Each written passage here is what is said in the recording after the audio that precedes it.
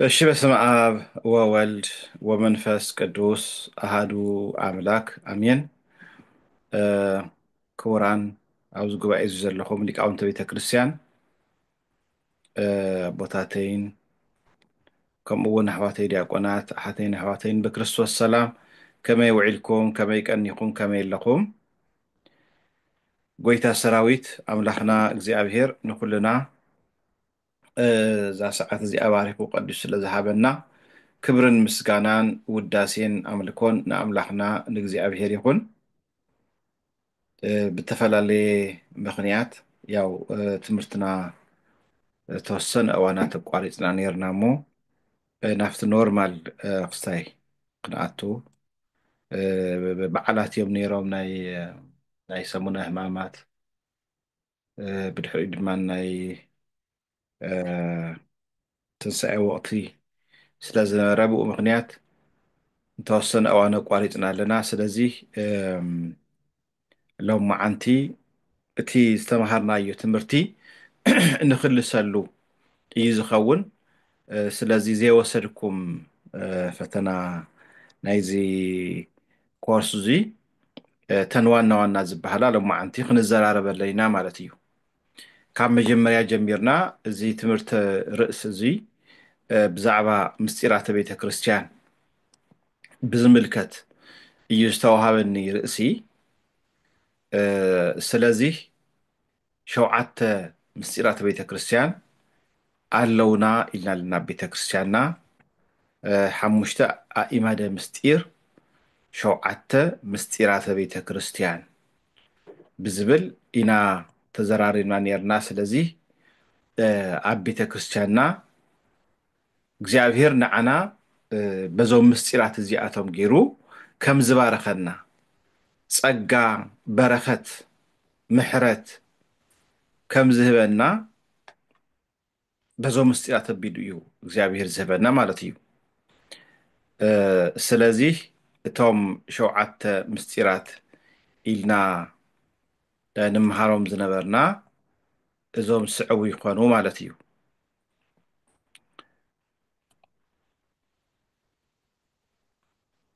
ምስጢረ ጥምቀት፣ ምስጢረ ሜሮን፣ ምስጢረ ቁርባን፣ ምስጢረ ክህነት፣ ምስጢረ ተክሊል፣ ምስጢረ ንስሐ እና ምስጢረ ቀንዲል ዝበሃሉ እዮም። ስለዚ ካብዚኣቶም ውሽጢ ዘይበፃሕናዮም ዘለና እቶም ሰለስተ እዮም ዝተርፉና ማለት እዩ። ምስጢረ ጥምቀት ተማሂርና ኢና፣ ምስጢረ ሜሮን ተማሂርና ኢና፣ ምስጢረ ቁርባን ተማሂርና ኢና፣ ምስጢረ ንስሐ እውን ተማሂርና ኢና። ስለዚ እቶም ዝተርፉና ምስጢረ ክህነት፣ ምስጢረ ተክሊልና ምስጢረ ቀንዲል እዮም ዝኾኑ ማለት እዩ። ስለዚ እዞም ሸውዓተ ምስጢራተ ቤተ ክርስቲያን በከፋፍሎኦም ክንሪኦም ከለና ብክልተ ከፊልናዮም ነርና፣ ዝድገሙን ዘይድገሙን ብዝብል ማለት እዩ። እቶም ኣርባዕተ ምስጢራት ዝበሃሉ ኣብ ሂወትና ውሽጢ ሓደ ግዜ ጥራሕ ዝወሃቡና ምስጢራት እዮም፣ ዘይደጋገሙ ማለት እዩ። ንኣብነት ጥምቀት ኢልና ነርና፣ ጥምቀት ካብቶም ዘይድገሙ ሓደ እዩ። ሓንቲ ጥምቀት ስለ ዝብል መፅሓፍ ማለት እዩ። ክህነት ምስጢረ ክህነት እውን ከምኡ ኣብ ሂወትና ውሽጢ ወይ ድማ ኣብቲ ኣብ ምንታይ ኢና ከፊልና ዝነበርና ሓደ ሰብ ንኣብነት ዲቁና ምስ ተቐበለ ቅስና ክቅበል ይኽእል እዩ፣ ቅስና ምስ ተቐበለ ጵጵስና ክቅበል ይኽእል እዩ። ግን እዚ ይደጋገመሎ ማለት ዘይኮነሲ እታ ናይ ዲቁና ማዕርግ ንኣብነት ሓንሳብ ምስ ተቐበለ ደጊሙ ዲያቆን ተባሂሉ ኣይስየምን። ነዚ እዩ ብዘይድገሙ ዝመደብናዮ ማለት እዩ። ነገር ግን ኣብ ሂወቱ ውሽጢ ዲያቆን ዝነበረ ቀሺ ይኸውን ማለት እዩ እዚ ግን ተደጊሙ ማለት ኣይኮነን እታ ማዕርገ ዲቁና ኣይተደገመትን እታ ማዕርገ ቅስና እውን ኣይተደገመትን ዝኒሄት ትሰብ እዩ ተፈላለዩ ማዕርጋት ዝውስኽ ዘሎ ማለት እዩ ነዚ እዩ ካብ ዘይድገሙ ዝቆፀርናዮ ክህነት ከምኡ እውን ሜሮን ተክሊል እዚኦም ኣርባዕቲኦም ካብ ዘይድገሙ እዮም እዚ ዝሓለፍናዮ ዝተምሃርናዮ እዩ እዚኣቶም እቶም ሰለስቲኦም ድማ ዝደጋገሙ ኣብ ሂወትና ውሽጢ ንኣብነት ቁርባን ሎማዓንቲ ወሲድና በሰሙን እዚ ወይ ድማ እንድሕር ወርሒ እንዳደጋገምና ንወስዶ እዩ ንስሓ እውን ከምኡ ሓደ ሰብ ንስሓ ምስ ኣተወ ፎር ላይፍ ታይም ማለት ኣይኮነን ኣብ ሂወት ውሽጢ ብዙሕ ግዜ ክወድቕ ክትስእ ይኽእል እዩ ስለዚ ንስሓ እውን ካብቶም ዝድገሙ ምስጢራት እዮም ቀንዲሉ እውን ሓደ ሰብ እንድሕር ሓሚሙ ንዑ ዝኸውን መድሓኒት ዝኸውን ፈውሲ ዝኸውን ጸሎት ዝግበረሉ ብቀንዲ ደቢሉ ስለ ዝኾነ እዚኦም ካብ ዝደጋገሙ ምስጢራት እዮም ኢልና መዲብናዮም ኣለና ማለት እዩ ስለዚ እዚኦም ኣብቲ ፈተና ዝመፁ ስለ ዝኾኑ ኩልና ክንሕዞ ይግባአና ማለት እዩ ስለዚ ናፍቲ ምስጢረ ጥምቀት ክንከድ ከለና ብምስጢረ ጥምቀት እንታይ ኢና ንረክብ ብምስጢረ ጥምቀት እንታይ ኢና ንረክብ መጀመርያ ምስጢር ክበሃል ተሎ ንምንታይ እዩ ምስጢር ተባሂሉ ብዝብል ኣብ ዝተምሃርናዮ ዛዕባ እንታይ ዝነበረ ነቶም ኣመንቲ እምበር ነቶም ዘይኣምኑ ዘይንገር ስለ ዝኾነ ነቶም ዝኣመኑ ጥራሕ እዩ ዝንገር ንኣብነት ምስጢረ ቁርባን ክበሃል ተሎ ንዘይኣምን ሰብ ብዛዕባ ናይ ቁርባን ምስጢር ክንነግሮ ይንኽእልን ምክንያቱም ኣይኣምነሉን እቲ ናይ ጎይታና ናይ መድሓኒና ናይ ኢየሱስ ክርስቶስ ሓቀኛ ኣማናዊ ስጋ ኣማናዊ ደም እዩ ዝኸውን ኢልና ክንነግሮ እንተለና ፍልጠት ስለ ዘይብሉ እምነት ስለ ዘይብሉ ነቲ ዘይኣምን ሰብ ክንነግሮ ኣይንኽእልን ማለት እዩ ካሊእ ናይ ስላሴ ምስጢር ብጥምቀት ኣቢሉ ምስ ተገለጸልና ምስ ተዋሃበና ሃብተ መንፈስ ቅዱስ ንቕበለሉ ካብ እግዚኣብሔር ድማ ውሉድነት ንረኽበሉ ምስጢር እዩ ምስጢረ ጥምቀት ኣብ ዝብል ማለት እዩ ስለዚ ጎይታና ኣምላኽና መድሓኒና ኢየሱስ ክርስቶስ እውን ንዓና ክብል ተጠሚቑ እዩ ንዕኡ ጥምቀት ኣድልይዎ ዘይኮነስ ንሕና ክንጥመቕ እንተለና ደቂ እግዚኣብሔር ንክንከውን እዩ ሓጢኣትና ንክድምሰስ ሓጢኣትና ንክስረ ንጥመቕ ነገር ግን ኣምላኽና መድሓኒና ኢየሱስ ክርስቶስ ንኣብነት ክኸውን ኢሉ ተጠሚቑ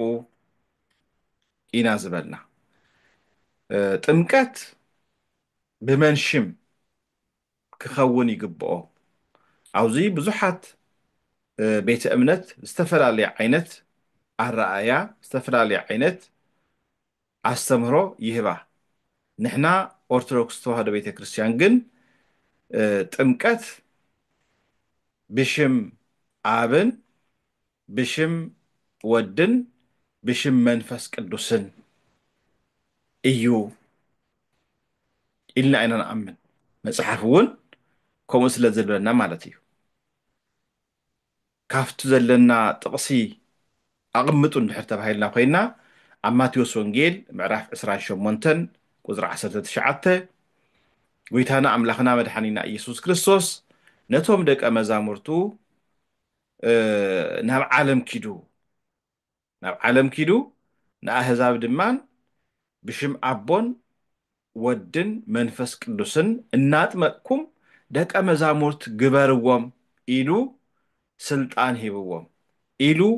መምርሒ ሂብዎም ኢና ዝበልና ስለዚ ጥምቀት ብመንሽም ክኸውን ኣለዎ ንዝብል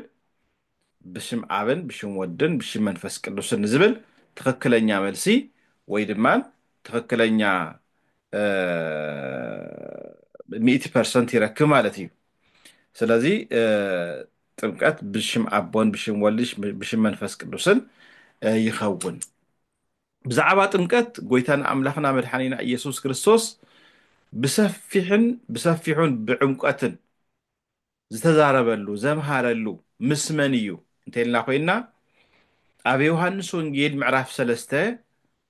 ኒቆዲሞስ ንዝበሃል ናይ ኣይሁድ ምሁር ምስኡ ብሰፊሑ ክዘራረብ ንርኢ ማለት እዩ ስለዚ እንታይ እዩ ድዎ ብሓቂ ብሓቂ ብለካ ኣለኹ ሰብ ካብ ማይን ካብ መንፈስ ቅዱስን እንድሕር ዘይተወሊዱ መንግስተ እግዚአብሔር ናብ መንግስተ እግዚአብሔር ከኣቱ ኣይኽእልን እዚኣ ናይ ክርስትና እምነት ዋና ቁልፊ መምርሒት እያ ማለት እዩ ስለዚ ሓደ ሰብ ንኽጥመቕ ክኣምን ክኽእል ኣለዎ ነዚ እዩ ብማርቆስ ወንጌል ምዕራፍ 16 ቁጥሪ 16 ዝኣመነ ዝተጠመቐ ይድሕን ዘይኣመነ ይኹነን ዝብል ተጻሒፉ ዘሎ ማለት እዩ ካልእ ሕቶ ዝመጽእ እንታይ እዩ እሞ ህፃናት ደኣ ከመይ ገይሮም እዮም ብዛዕባ እምነቶም ክገልጹ ክፈልጡ ይኽእሉን ከመይ ገይሮም እዮም ደኣ ህፃናት ዝጥመቑ ኢልና ድማ ንሓቲና ገልገሊና ማለት እዩ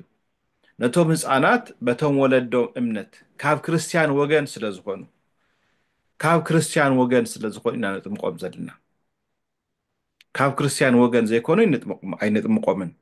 ስለዚ መጀመርያ እቶም ወለዶም እውን ክጥመቑ ክእሉ ኣለዎም ማለት እዩ ስለዚ ካብ ክርስቲያን ወገን ንዝመፁ ንዓኣቶም በቶም ወለዶም ሓላፍነት ወይ ድማን ብናይ ኣባልገ ሓላፍነት ናይ ክርስትና ኣቦ ናይ ክርስትና ኣዶ ሓላፍነት ይጥመቑ ማለት እዩ ብድሕሪኡ እንዳተምሃሩ ይዓብዩ ነዚ እዩ ጎይታና ኣምላኽና መድሓኒና ኢየሱስ ክርስቶስ እውን እንሆ እናጥመቅኩም እናስተምሃርኩምዎም ደቀ መዛሙርት ግበርዎም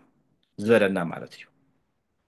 ስለዚ ድሕነት ዝርከብ ብጥምቀት እዩ ኣብዚኣ ብደንብ ክንሕዞ ይግባአና ምክንያቱም መብዛሕትኦም ካብ ኦርቶዶክስ ተዋህዶ ቤተክርስትያን ወፃኢ ዘለው ብዛዕባ ጥምቀት ዘረኣያ ዘለዎ መረኣያ ብጣዕሚ ዝላሕልሐ እዩ በቃ ሓደ ሰብ እንድሕር ኣሚኑስ ኣኺልዎ እዩ ዝብል ኣለዎ ኖ ቁልፊ ጥምቀት እያ ስለዚ ድሕነት ብጥምቀት እዩ እዚ ጎይታና ኣምላኽና መድሓኒና ኢየሱስ ክርስቶስ ብደንብ ገይሩ ኣርጊፁ ስለ ዝነገረና ማለት እዩ ካሊእ ጥምቀት ብማይ እዩ ዝኸውን ማይ ንኩሉ ንሃፍታም ይኹን ንድኻ ርኹብ ስለ ዝርከብ ማለት እዩ ጎይታና ኣምላኽና መድሓኒና ኢየሱስ ክርስቶስ እውን ንጉስ እየ ኣምላኽ እየ ኢሉ ብካልኦት ነገራት ኣይትጠመቐን ብፀባ ወይ ድማ ብመዓር ኣይትጠመቐን ዝተጠመቐሉ ብምንታይ እዩ ብማይ እዩ ስለዚ ብጥምቀት ዝርከብ ፀጋ እንታይ እዩ እንተኢልና ሓደ ውሉድ እግዚኣብሔር ንኸውን ደቂ እግዚኣብሔር ንኸውን ካልኣይ ናይ ሓጢኣት ስርየት ዝርከብ ብጥምቀት እዩ ሓጢኣትና ዝድምሰስ ብጥምቀት እዩ ስለዚ ሕዝስ ንምንታይ እትድንጉ ግብረ ሐዋርያት ምዕራፍ 22 ቁጥሪ 16 ስም ጎይታ ፀዊዕኻ ካብ ሓጢኣትካ ተሓፀብ በለኒ ዝብል ቃል ተጻሒፉ ኣሎ ማለት እዩ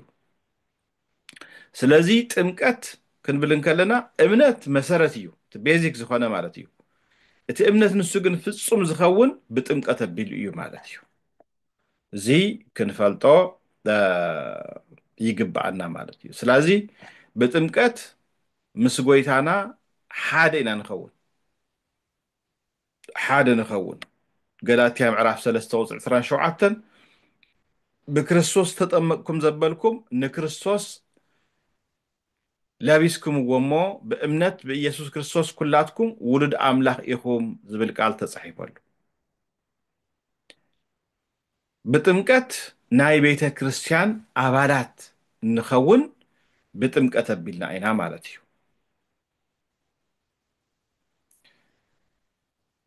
ንሕና ኦርቶዶክሳውያን ወይ ድማ ንሕና ክርስቲያን መዓዝ ኢና ንጥመቕ ብዝብል ድማን ወዲ ብዝተወለደ ብ40 መዓልቲ ጓል ብዝተወለደት ድማን ብ80 መዓልቲ ንጥመቕ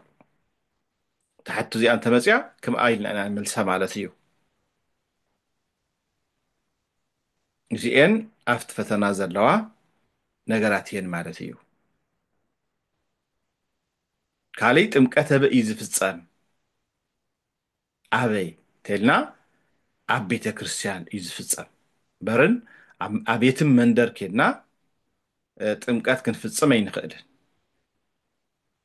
እዚ ኣብ ፍትሐ ነገሥቲ እውን ኣብ ዲድስቅልያ መጽሓፈ ዲድስቅልያ ኣብ ኩሉ ተመስከረ ተጻሓፈ ቃል እዩ ጥምቀት ከጥምቕ ዝኽእል መን እዩ እንድሕር ተባሂልና ድማ ጥምቀት ዝፍጸም ብካህናት እዩ ስልጣነ ክህነት ብዘለዎም ቀሳውስት መነኮሳት ወይ ድማን ጳጳሳት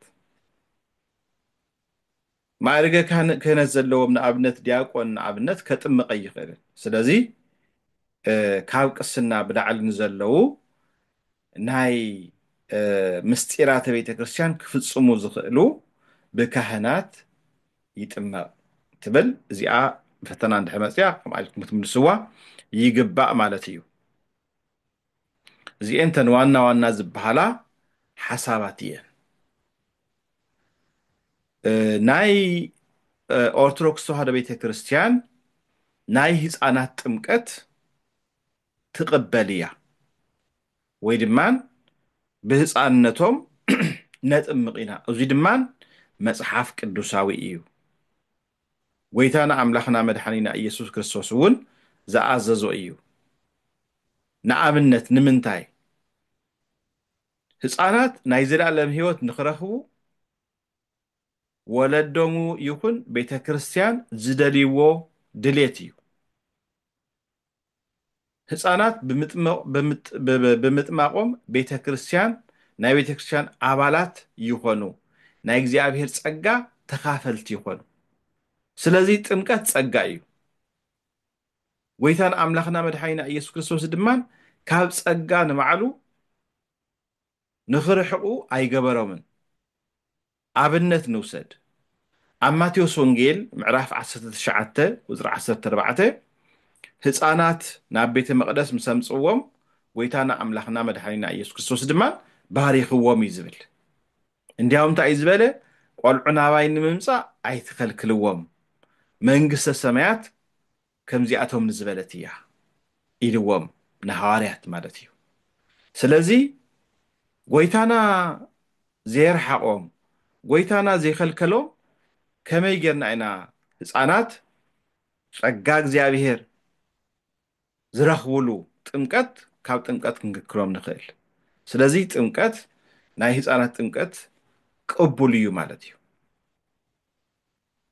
ኣብ መጽሓፍ ቅዱስ ከ ብህፃንነቶም ተጠመቁ ኣለዉ ዶ እንተኢልና ኮይና እወ ኣለዉ መሰኻኽርና መድዩ ግብረ ሃዋርያት ምዕራፍ 16 ክርእ ከለና ልድያ ተባሃለት ብጣዕሚ ሃፍታም ዝኾነ ሰበይቲ ቅዱስ ጳውሎስ ከምህር እንተሎ መንፈስ ቅዱስ ልባ ከፊቱላ ቃል ኣምላኽ ትሰምዕ ነበረት ብድሕሪኡ ድማ ኣሚና ምስ ቤተሰባ ተጠመቐት እዩ ዝብለና ምስ ቤተሰባ ቤተሰብ ክበሃል ተሎ ብዘመን ሃዋርያት እቲ ናይቲ ቤተሰብ ንሱ ሓላፊ ወላዲ ክጥመቕ እንተሎ ቤተሰብ ኩሉ ናይ ምጥማቕ ባህሊ ነይሩ እዩ ኣብቲ ቤተሰብ ውሽጢ ዓበይቲ ኣለዉ መናእሰይ ኣለዉ ህፃናት ኣለዉ ንኩሉ ይጥመቕ ነይሩ እዚ መጽሓፍ ቅዱሳዊ እዩ ብድሕሪኡ እንዳተምሃሩ ድማ እቶም ወለዶም እንዳምሃርዎም ናይ ክርስትና እምነት ተግባራዊ ንክገብሩ ይነግርዎም ማለት እዩ ግን እታ ጥምቀት ንሳ ሓንቲ ጥምቀት እያ ካልእ ከምዚ ዝብል ሕቶ እንተመፂኩም ሓደ ብኦርቶዶክስ ተዋህዶ ቤተ ክርስቲያን ተጠመቐ ምእመን ናብ ካልእ ቤተ እምነት እንድሕር ከይዱ ድሓር ድማን ብንስሓ ናፍቲ ናይ ኦርቶዶክስ ተዋህዶ ቤተ ክርስቲያን ቤተ እምነት እንድሕር መፂኡ ደጊምና ኣይነጥምቆን ንስሓ ኢና ንህቦ እታ ጥምቀት ግን ሓንቲ ግዜ ተጠመቐት ንሳ ደጊምና ኣይነጥምቆም ዝብል እዚኣ እውን ክትሕዝዋ ይግባእ ማለት እዩ። ካሊእ ስድራ እስጢፋኖስ ቀዳማይ ቆሮንቶስ ምዕራፍ 1 ቁፅሪ 16 ተጠሚቆም እዮም ዝብል ቃል ኣሎ። ስለዚ በቲ ናይቲ ወላዲ እምነት እቲ ቤተሰብ እውን ይጥመቕ ነይሩ። ኣብ በዓለ ሃምሳ ግብረ ሃዋርያት ምዕራፍ 2 ክንርኢ ከለና ካብ 5,000 ዘይንእሱ ሰባት ብቅዱስ ጴጥሮስ ኣቢሎም ተሰቢኾም ተጠሚቆም እዮም። ካብ 3,000 ብላዕሊ ዝጥመቐሉ ግዜ ነይሩ። ስለዚ ኣብቲ እዋን ንሱ ህፃናት ኣይነበሩን ማለት ድዩ? ህፃናት እውን ነይሮም እዮም። ስለዚ ቅድስቲ ቤተክርስትያንና ናይ ህፃናት ጥምቀት በዚ ምክንያት ትቕበሎ ማለት እዩ። ካሊእ ናይ ጥምቀት ምሳሌ ዝኾኑ ካብ ብሉይ ኪዳን ግለፁ እንድሕር ተባሂልኩም ንኣብነት ግዝረት ናይ ጥምቀት ምሳሌ ተባሂሉ እዩ። ኦሪት ዘፍጥረት ምዕራፍ 17 ቁፅሪ 12 እስራኤል ቀይሕ ባሕሪ ምስጋሮም ናይ ጥምቀት ምሳሌ ተባሂሉ ተገሊፀ ኣሎ ማለት እዩ። ስለዚ ናይ ጥምቀት ምስጢር ብብዙሕ መገዲ ተገሊፀ ኣሎ፣ ብብዙሕ ኣብነት ተገሊፀ ኣሎ ማለት እዩ።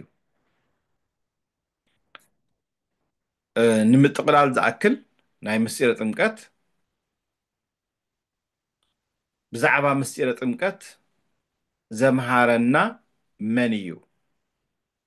እንድሕር ተባሂልና ኮይና ጎይታና ኣምላኽና መድሓኒና ኢየሱስ ክርስቶስ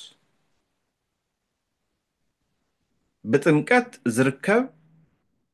እንታይ እዩ? እንታይ ዓይነት ፀጋ ንረክብ እንተኢልና ድማ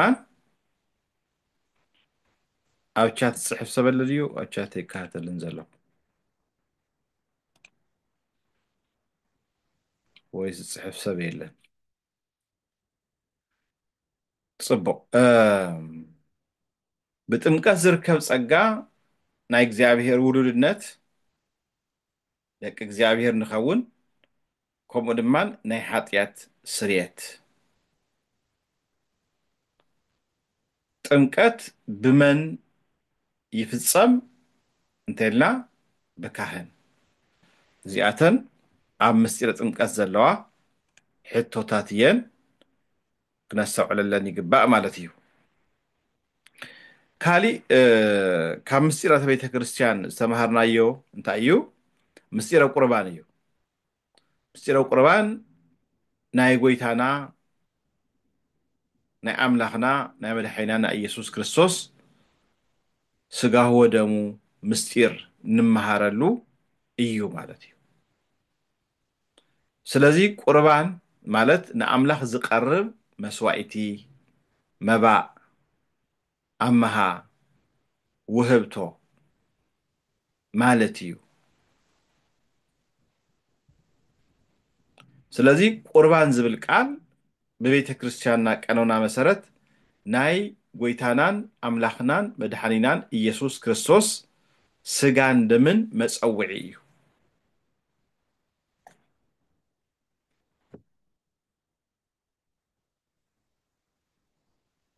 ስለዚ ቅዱስ ቁርባን ብምክረ ካህን ብፈቃደ ካህን እናተመርሑን ዘለው ምእመናን ናይ ዘለዓለም ሂወት ክረኽቡ ዝወሃብ እዩ። ስለዚ ሓደ ሰብ ክቆርብ እንተሎ ኩሉ ግዜ ብምክረ ካህን ክጓዓዝ ክኽእል ኣለዎ፣ ብፈቃደ ካህን ክጓዓዝ ክኽእል ኣለዎ። ምክንያቱም ኣብ መገዲ ምውዳቕ ምትሳእ ስለ ዘሎ እንተወደቐ እውን ዝትስአሉ ብንስሓ ስለ ዝኾነ ብሰፊሑ ጎይታና ኣምላኽና መድሓኒና ኢየሱስ ክርስቶስ ብፍላይ ድማ ኣብ ዮሃንስ ወንጌል ምዕራፍ 6 ብደንቢ ገይሩ ብዛዕባ ናይ ቅዱስ ቁርባን ገሊፁልና እዩ። ዘበልዓ ስጋየ ወሰትየ ደመየ ቦ ሂወት ዘለዓለም ስጋይ ዝበልዐ ደመይ እውን ዝሰተየ ናይ ዘለዓለም ሂወት ኣለዎ። ውእቱ ይሄሉ ምስለየ ወአነ ይሄሉ ምስሌሁ እነሆ ንሱ ምሳይ ይነብር ብኣይ ተደጊፉ ይነብር ኣነ ድማን ምስኡ ይነብር ስለዚ ስጋይ ዝበልዐ ደመይ እውን ዝሰተየ ናይ ዘላለም ህይወት ኣለዎ ንሱ ምሳይ ይነብር ዮሃንስ ወንጌል ምዕራፍ 6 ቁፅሪ 54 ንረኽቦ ማለት እዩ ንሱ ምሳይ ይነብር ኣነ እውን ምስኡ ነብር ኢሉ ጎይታና ከም ዝነገረና ማለት እዩ ስለዚ ልክዕ ጠቕላላት ምስጢራት ቤተክርስትያን ዝፍጸም ክህነት ብዘለዎም ኣቦታት እዩ ብጠቕላላ ክንሪኦ እንተለና ስለዚ እዚ ትምህርቲ ብካህናት መሪሕነት ብጸሎተ ቅዳሴ ንዝፍጸም ናይ ቁርባን ምስጢር ስርዓት ኣገልግሎት ጥቕሙ ንኽፈልጡ ዘርድእ ትምህርቲ እዩ ማለት እዩ ስለዚ ሓደ ክርስቲያን ጎይታና ከም ዝነገረና ኣብ ማቴዎስ ወንጌል ምዕራፍ 26 ቁፅሪ 26 ከምኡ እውን ኣብ ቀዳማይ ቆሮንቶስ ምዕራፍ 11 ቁፅሪ 24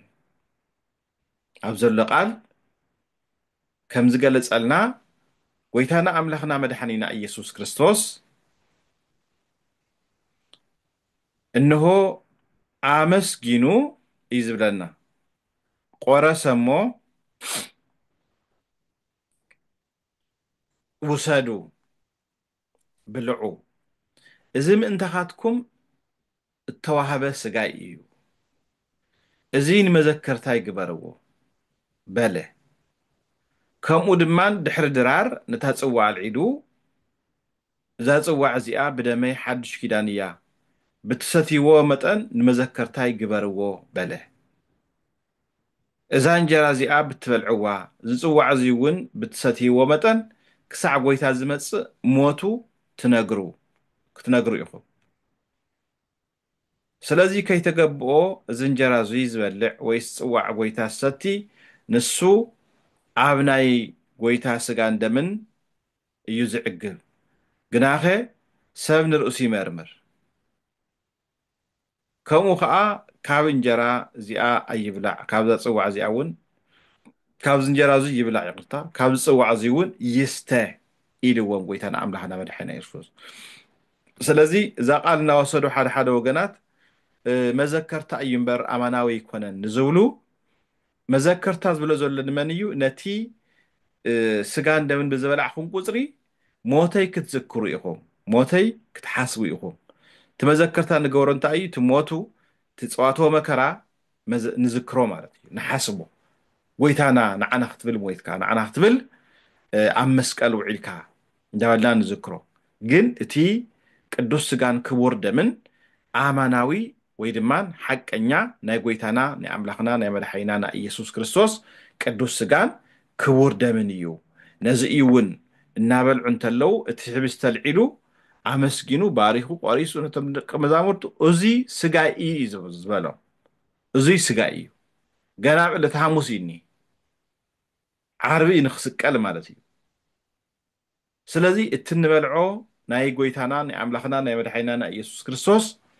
እንሆ መለኮት ዝተዋሃዶ ስጋ ንዓና ህይወት ንዓና ድሕነት ንክኸውን ንበልዖ ንሰትዮ እዩ ማለት እዩ ስለዚ እንታይ እዩ ዕላምኡ እንተይልና ናይ እግዚኣብሔር መንግስቲ ንምውራስ ማለት እዩ ናይ እግዚኣብሔር መንግስቲ ንምውራስ ናይ ግድን ቅዱስ ቁርባን የድልየና እዩ ስለዚ እተን ዘለዋ ምስጢራት ቤተክርስትያን ድሕር ዳሪእናየን ኮይንና ኩለን መዛዘሚአን ወይ ድማን መኸንበቲአን ብምንታይ ዝኸውን ብቅዱስ ቁርባን ይዝኸውን ሓደ ሰብ ንስሓ ምስ ተቐበለ ድሕሪ ንስሓ ቅዱስ ቁርባን ሓደ ሰብ ምስጢረ ተክሊል ምስ ተገበረሉ መዳድ መኸንበቲኡ እንታይ ይኸውን ቅዱስ ቁርባን ሓደ ሰብ ሓደ ኣማኒ ክጥምቕ ተሎ ድሕሪ ጥምቀት ዝኸውን እንታይ እዩ ቅዱስ ቁርባን ስለዚ ኩል ግዜ ናይ ምስጢራት መደምደሚ ቅዱስ ቁርባን እዩ ማለት እዩ ስለዚ ቅዱስ ቁርባን ምስ ጎይታ ኢየሱስ ክርስቶስ ንምንባር ዘኽእለና ምስጢር እዩ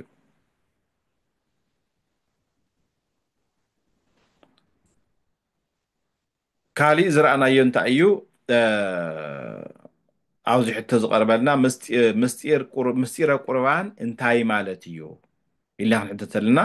ዝርዝር ክንፅሕፎም ክደልና ማለት እዩ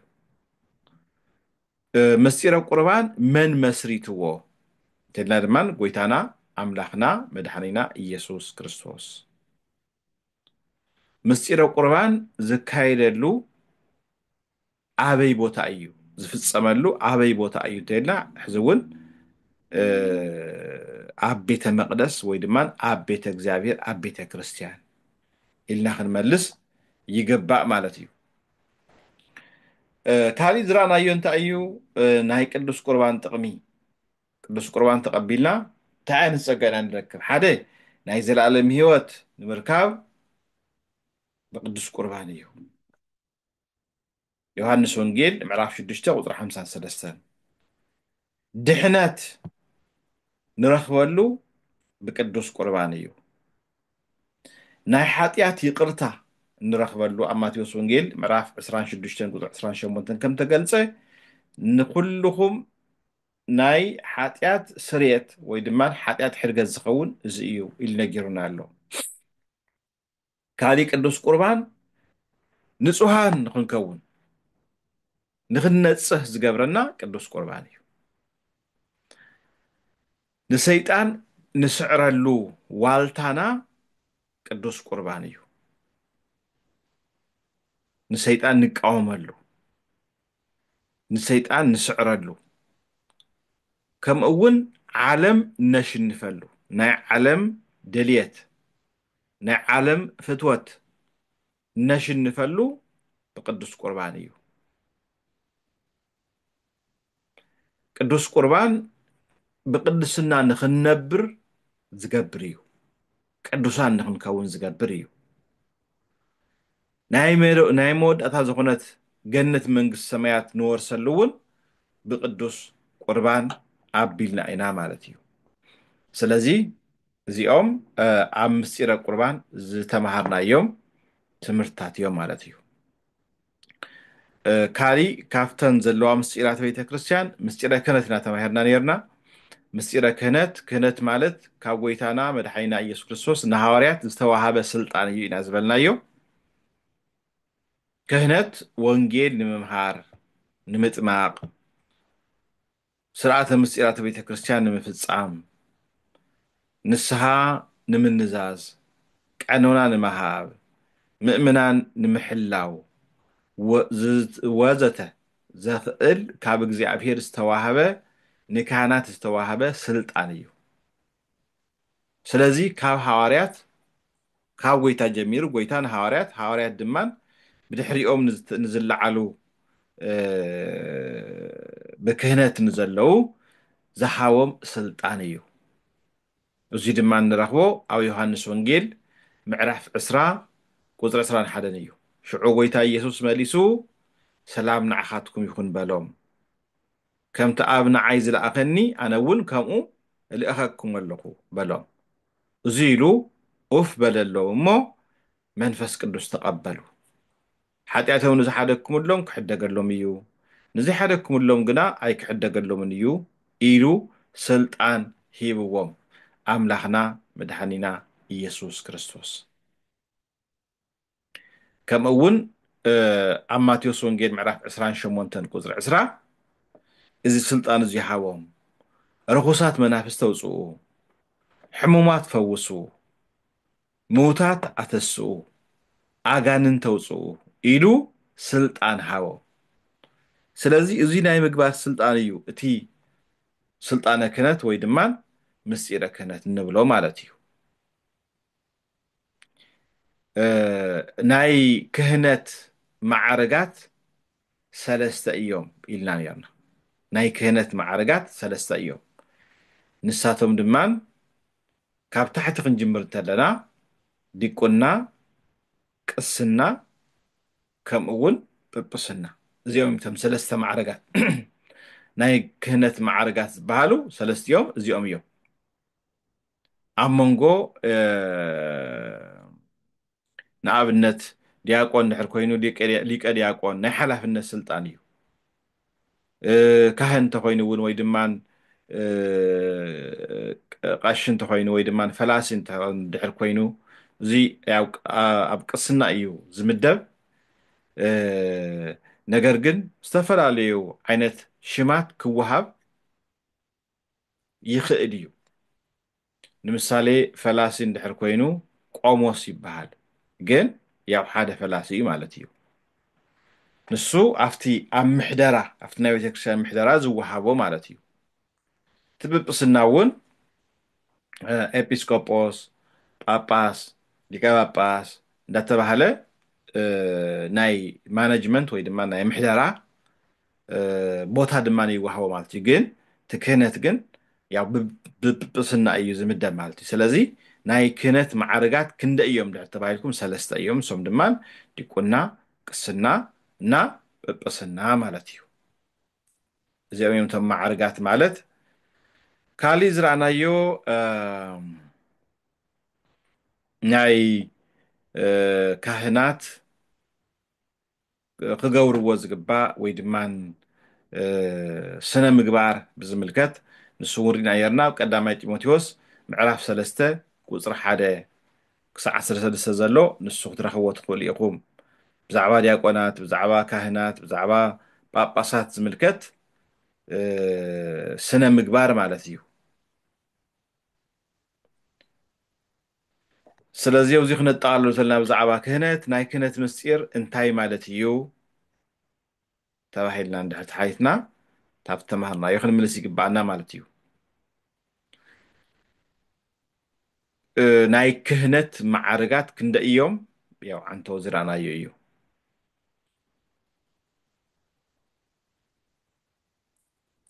እዚኦም ክንሪኦም ወይ ድማ ብግለፅ እውን ክመፅእ ይኽእል እዩ ብፅሓፍ ማለት እዩ ስለዚ እዚ ክነስተውዕሎ ይግባአና ማለት እዩ ካሊእ ዝተምሃርናዮ እንታይ እዩ ምስጢረ ሜሮን እዩ ምስጢረ ሜሮን በቦታት ጳጳሳት ጸሎትን ቡራኬን ዝኸበረ ዘይቲ እዩ ቅብኣ ሜሮን ንቤተ ክርስቲያን ንታቦት ሓዱሽ ንጥመቕ ሰብ ክህነት ንዝቕበል እንጥቀመሉ ጸጋ መንፈስ ቅዱስ ዝሕድር ክቡር ቅብኣት እዩ ኢና ዝበልናዮ ቅብኣ ሜሮን ንቤተ መቕደስ ኣገልግሎት ዝውዕል ንዋያተ ቅድሳት ብጸጋ መንፈስ ቅዱስ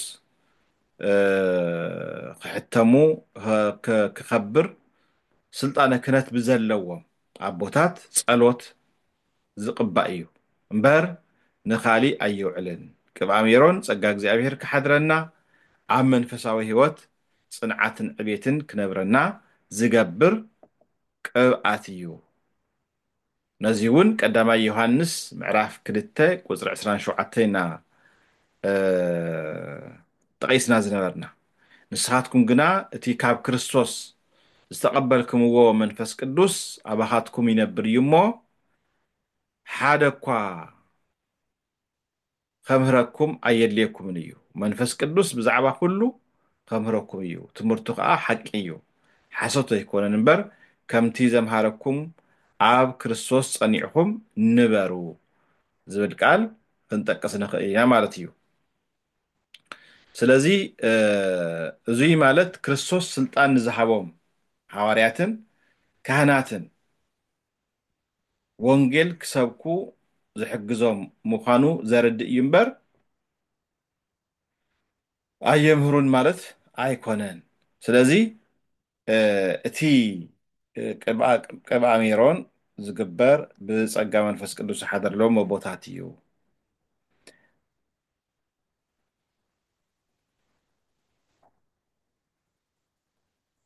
ካሊእ ናይ ቅብኣ ሜሮን ዕላማ እዚ ሪእናዮ ኢና ስለዚ ምስጢረ ሜሮን እንታይ ማለት እዩ ንምንታይ ኢና ንቕባእ መን እዩ ኣብ ዝግብኦ እዚ ካብቶም ዝረኣናዮም ትምህርታት እዩ ማለት እዩ ካሊእ ምስጢረ ንስሓ ኢና ተማሂርና ብዛዕባ ምስጢረ ንስሓ ንስሓ ማለት ምንሳሕ ሓደ ሰብ ስለ ዝገበሮ ሓጢኣት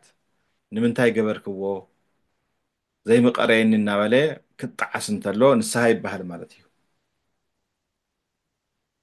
ንስሓ ንእግዚኣብሔር መሓረኒ እንዳበልካ ምጽላይ እዚ ድማን ስልጣነ ክህነት ብዝተዋህቦም ካህናት ኣብ ቅድሚኦም ቀሪብካ ምንዛዝ ቀኖና ምኽሪ ምቕባል ምፍጻም እዩ እዙይ ኣብ ቤተ ክርስቲያን ንዝፍጸም ናይ ንስሓ ኣገልግሎት መግለፂ ዝወሃብ ትምህርቲ እዩ ኢና ጀሚርና ካሊእ መጽሓፍ ቅዱስ እንታይ ይብለና ብዛዕባ ምስጢረ ንስሓ ተነስሁ ሓጢኣትኩም መዐንቀፊ ከይኮነኩምስ ካብ ኩሉ ሓጢኣትኩም ተመለሱ ዝብል ቃል ኣሎ ኣብ ሕዝቅኤል ምዕራፍ 18 ቁፅሪ 32 ከምኡ እውን ራእይ ዮሃንስ ምዕራፍ 2 ቁፅሪ 16 ስለዚ ተነሳህ እንተዘይኮነ ቀልጢፈ መጽኤ በቲ ካብ ኣፈይ ዝወፅእ ሰይፊ ክዋግኦም እየ ዝብል ኣብ ራእይ ዮሃንስ ምዕራፍ 2 ቁፅሪ 16 ተጻሒፉ ንረክብ ማለት እዩ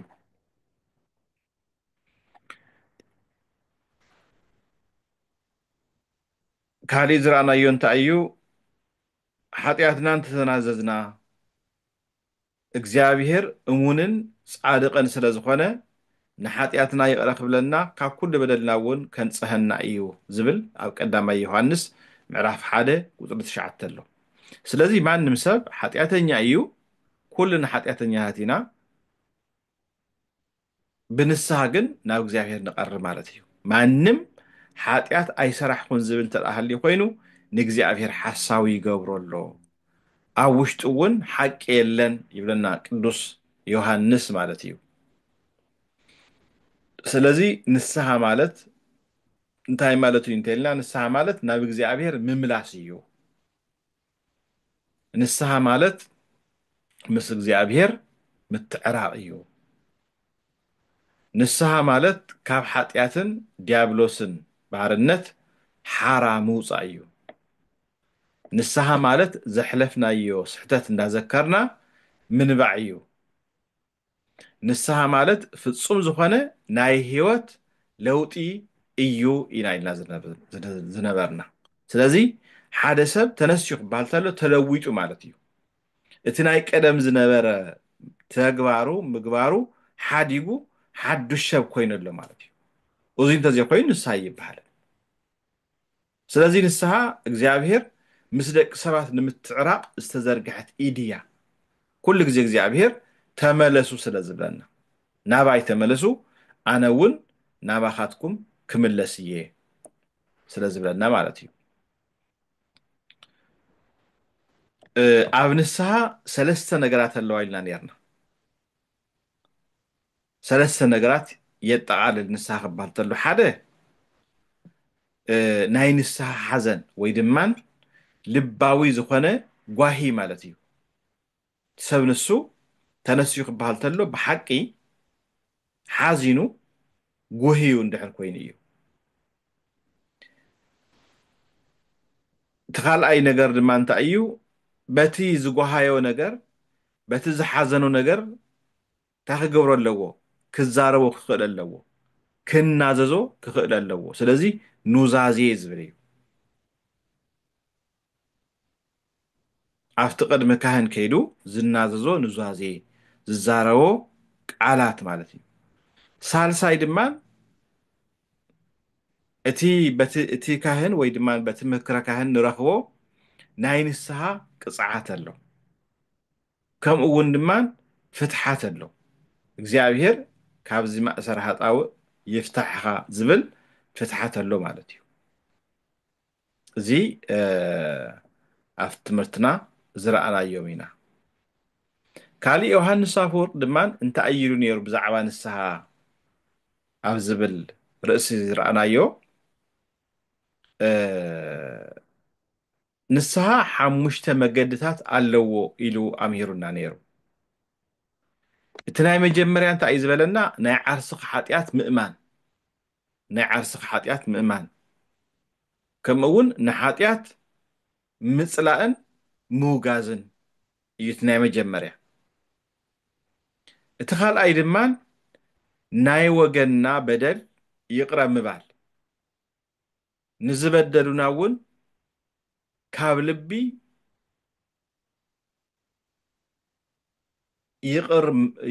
ይቕርታ ወይ ድማ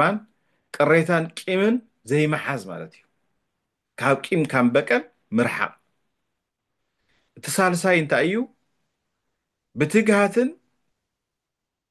بعميق سمعيتن كابل بزفلفل صلوت أو كرم እግዚአብሔር ኮይና أملاخي أزي جيرا إيه أزي بدي دقيقة نحاز جيرا كأيه سلازي يقرب الليل كا أو كرم أملاخ ندابخ تقبرو صلوت مالتي تراب عيد ما نقدس يوحنس كنقرنا أنت اللي أنت أيو مسواتيو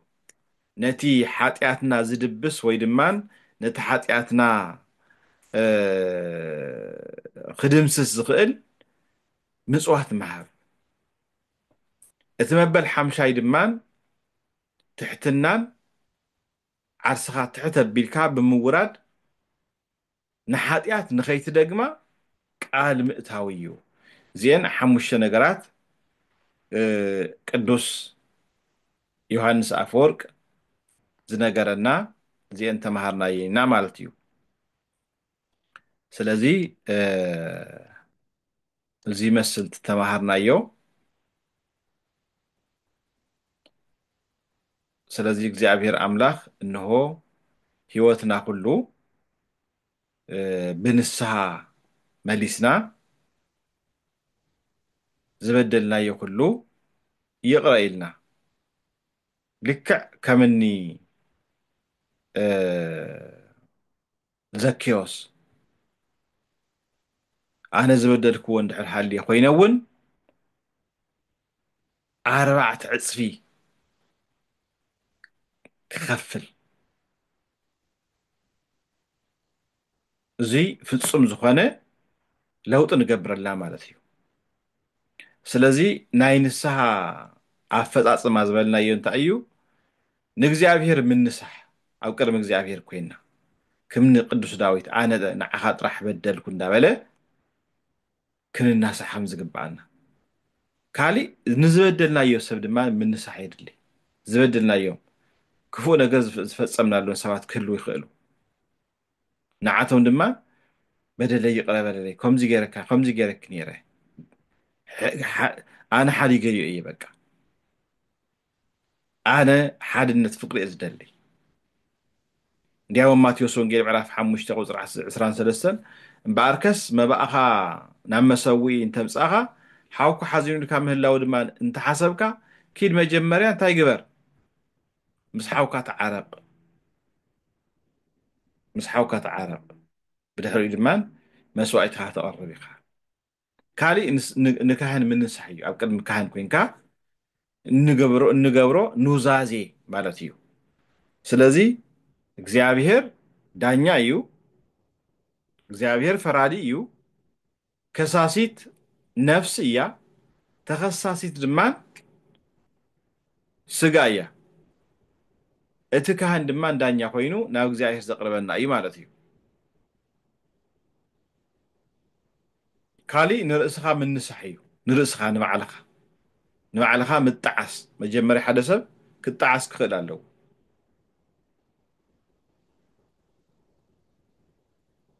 لك خمتي لوقاس وانجي عراف عصر تحموش زلو زطفة من اسي شعو ناو لبو تملسي بلنا مس عرسو يزارب ناو لبو تملسي ناو لبو تملسو دمان انجراس ترفهم قزوات عبوي بزحات يوم أنا قنا أوزي بتميت موت الله إلو ناب رأسو مس عرسو تزرار بإذن الله سلزي نعرس خات نسيحة عمود أتا أو قد مجزي أبهر إنه ببخياتن بقزمان بحزنن في الصوم زخان نسها مركب مالتيو سلزي بعد تقالاي ناي نسها تقمي تأي بزبل بزرعنا يو نبيت دحنتن سلامن يهبنا ناي نفس عرفتي نرخبلو بنسائيو كام مقصفتن كام معاتن نملت قالو نسائيو حدش لبن حدش أمرون حدش هوتن نرخبلو بتمكاتيو كم أول منفساوي حاوس نرخبلو بنسائيو منفساوي حاوس نرخبلو بنسائيو منفساوي يكون سقاوي فوسي نرخبلو بنسائيو صلوتنا تسمعنت زهلو بنسائيو ስለዚህ በአጠቃላይ ናይ ንስሐ ህይወት ንሕና ምስ እግዚኣብሔር ተዓሪቕና ምስ ዓርስና ምስ ቤትና ምስ ቤተሰብና ምስ ህይወትና ሰላም እንረኽበሉ ሓዱሽ መንፈስ ሓዱሽ ልቢ እንረኽበሉ ንስሐ እዩ እሞ በዘን ምስጢራት እዚኣተን እግዚኣብሔር ኣምላኽ ንኽባረኸና እግዚኣብሔር ኣምላኽ ምስኡ ቀሪብና ድማን ህይወትና ብምሉኡ ንዑ ኣረኪብና ንክንነብር ዝጠቕመና ምስጢራት እዮም ስለዚ እቶም ምስጢራት ቤተክርስትያን ብጠቕላላ ብሕፅር ብዝበለ መልክዑ ያው ንምዝኽኻር ዝኣክል እዩ ስለዚ ተን ዝተረፋ ድማ ኣብዘን ዝቐፅላ ክፍልታት ክንመሃረ ኢና ተን ዝተምሃርናየን ግን ብፈተና መልክዕ ክንወስዶ ኢና እግዚኣብሔር ኣምላኽ እንሆ ምስ ኩልና ይኹን ዘምሃረና ዝገሰፀና ምስጢር ኩሉ ዝገለፀልና ናይ ኣቦታትና ኣምላኽ ሽሙ ዝተባረኸ ይኹን ይጽنحልና ወስብሐት ለእግዚአብሔር ወለወላዲቱ ድንግል ወለመስቀሉ ክቡር